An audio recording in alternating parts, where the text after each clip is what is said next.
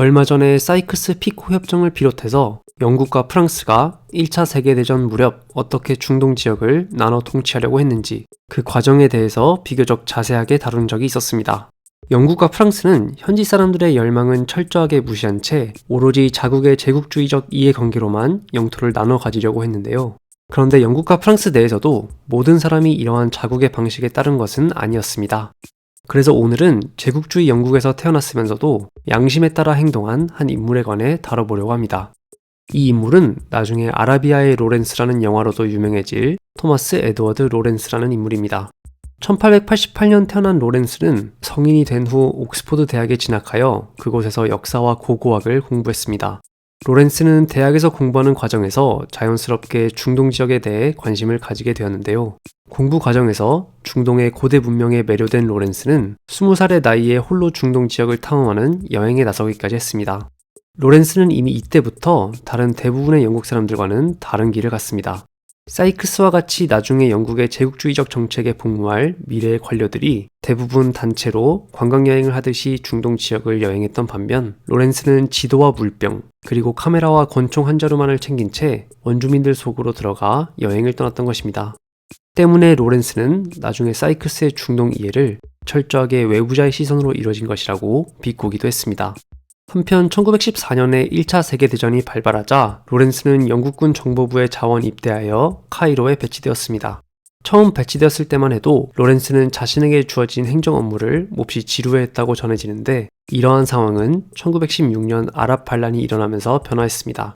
봉기에 대해 알아보라는 임무를 부여받고 현장에 파견된 로렌스는 이 지역에 대한 해박한 지식을 가지고 곧 물 만난 물고기처럼 활약하기 시작했습니다. 로렌스는 특히 아랍 봉기를 이끈 후세인을 돕고 영국과 아랍군 사이에 주요 연락책으로 활약했습니다. 로렌스는 아랍 민족이 오스만 제국에 맞서 봉기하는 과정을 도왔는데 당시 영국을 비롯한 서방국들은 아랍 민족이 훈련도 제대로 받지 않아 자력으로 봉기를 일으키기에는 무리가 있다고 판단했습니다. 그러나 로렌스는 이런 판단에 동의하지 않았고 아랍인들이 스스로의 힘으로도 얼마든지 성공적으로 봉기할 수 있다고 주장했습니다. 그러나 로렌스는 이미 이때부터 자국인 영국의 정책에 일종의 환멸을 느끼고 있었습니다. 이런 환멸은 이 지역에 대한 영국의 외교 정책으로부터 비롯되었습니다. 당시 영국 정부는 중동 지역에서 영국의 영향력을 확대하고자 여러 세력에게 서로 모순되는 약속을 하면서 상황을 악화시키고 있었습니다. 초기에는 중동의 일부 지역을 이후에 탄생할 아랍 민족 국가에 보장해준다는 이른바 맥마흔 선언을 통해 아랍 민족을 자신들의 편에 끌어들이고자 했습니다. 로렌스를 현지인들과 협력하게 만든 것도 이런 맥락에서 현지인들과의 협력을 강화하기 위함이었습니다. 영국은 이 과정에서 중동 지역에서의 가장 강력한 경쟁국이었던 프랑스에게 초기까지만 해도 이러한 사실을 알리지 않았습니다.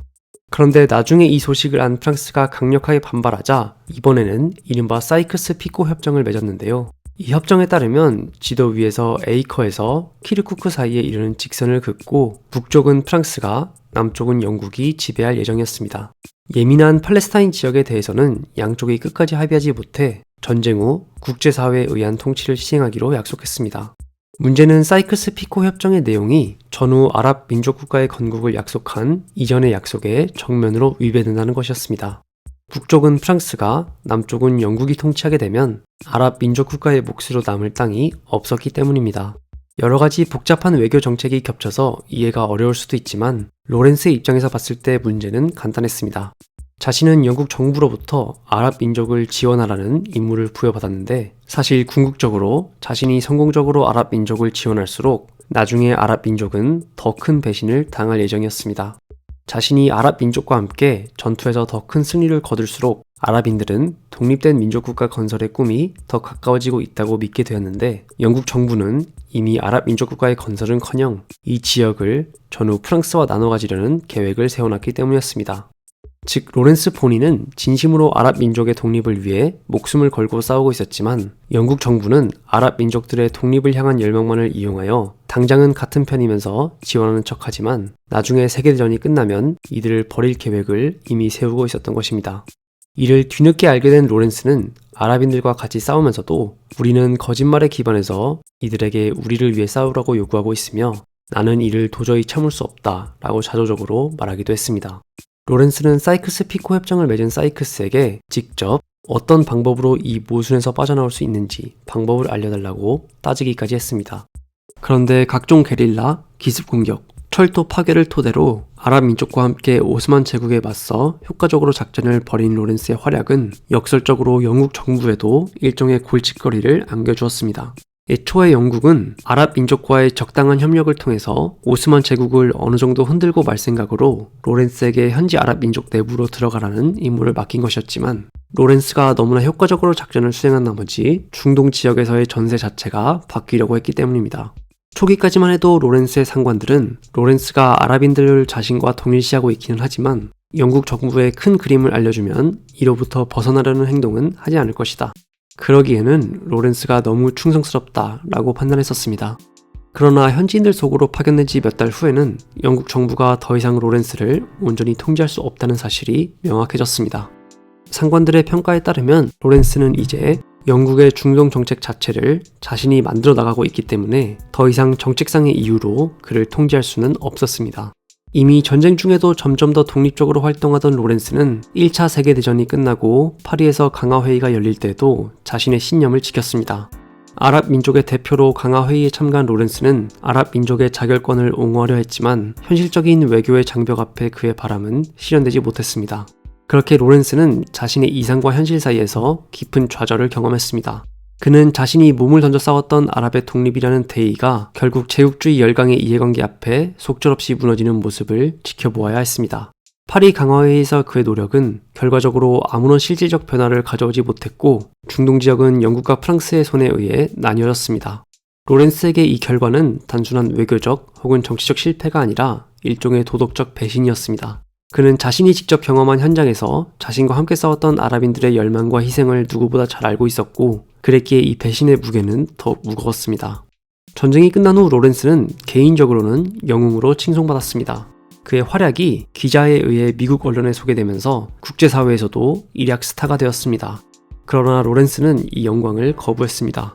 언론과 대중은 그를 아라비아의 로렌스라고 부르며 신화적 인물로 추켜 세웠지만 정작 본인은 이 관심을 극도로 부담스러워했습니다. 그의 태도는 전후 그의 활동에서도 드러나는데요. 대중의 영웅이기를 거부하고 은둔을 선택한 그는 영국 공군과 왕립 전차연대의 가명으로 입대해 평범한 병사로서의 삶을 선택했습니다.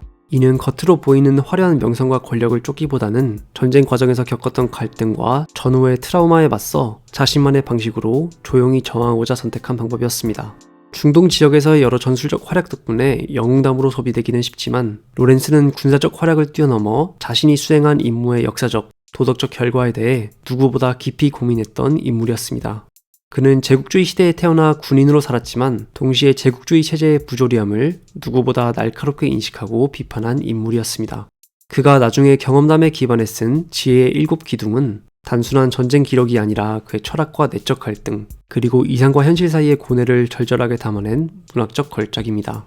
로렌스의 삶은 오늘날의 우리에게도 여전히 많은 것을 시사합니다. 제국주의 시대의 영웅이면서 체제의 강력한 비판자였던 그의 이야기는 단순한 과거의 역사적 사건은 아닙니다. 그보다는 오늘날에도 여전히 반복되는, 그리고 우리의 역사 속에서도 낯설지 않은 강대국의 이중성과 약소민족의 투쟁이라는 주제를 떠올리게 합니다. 또한 그 속에서 개인이 짊어지는 고뇌와 윤리적 선택, 그리고 역사적 책임과 용기라는 주제에 대해 다시금 생각하게 만듭니다. 결국 로렌스의 고뇌와 신념은 오늘날 우리에게 여전히 유효한 질문을 던지고 있다고 할 수 있겠습니다.